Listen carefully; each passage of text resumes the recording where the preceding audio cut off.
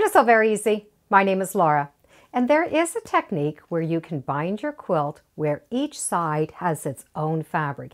It's not a continuous loop. Each side is its own piece, which means each side can have its own fabric. And there is a ruler that really helps simplify it and helps keep those mitered corners perfectly mitered.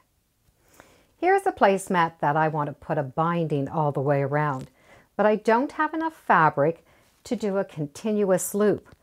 I have enough that can go around, but the pieces will not be the same. We need to sew on all of the borders in the same way, starting and ending at the 1/4 inch.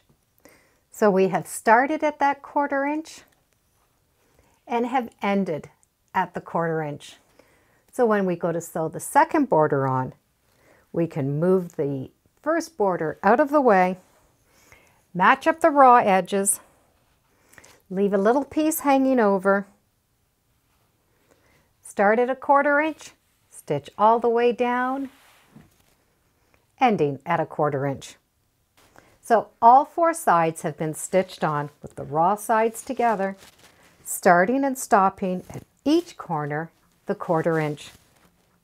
From here we're going to take the little ruler and we're going to draw our sewing lines. So each of these sides have the 1/4 inch. I only need to draw the stitching lines on one side. The other one will match together. We need to find the middle of the binding. So we're going to take the fabric and fold it to that stitching line. Just crease it with your fingers. So we're not adding in that seam allowance.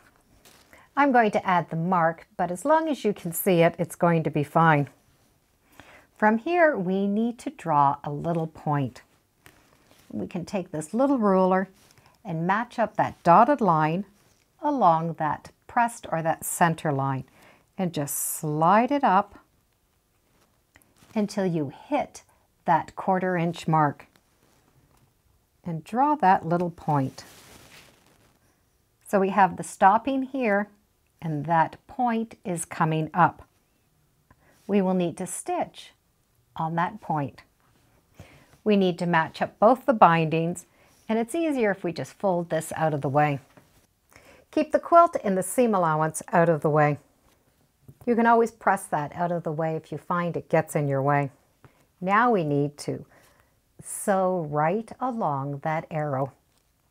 I find it's easiest if we start right in that point, stitch up, go to the end, and then back stitch pretty close to that point. That way we have no tails of thread coming out of this area. So we have that little arrow pointing out to the scrap ends. Now we can trim off a seam allowance. Leave a small seam allowance and then cut off this little point. And that way there's less bulk right there at that point. Now we're going to be able to just take this and turn it right to the right side. We have the back of the quilt, and that's going to just flip over to the back. We can get a little point turner and just push that point out. Now we have that perfect miter corner in the front, and when we stitch that down, we're going to have that mitered corner in the back. So each corner is going to be the same. Find your center line, draw your 90-degree angle point, match up the binding, stitch, trim, and turn. The back of the quilt looks just as nice as the front of the quilt. And we have 4 different fabrics for the binding. The ruler does have 5 different angles on it, so you can use it for more than a 90-degree angle. You can also use them for angles that point inside. I'll put a link in the description to a video that shows you some great ways to use this ruler, and I'll also put a link in so you can check it out. This technique really adds a lot of dimension to the binding because all 4 of the bindings can be a different color, still maintaining that nice mitered corner.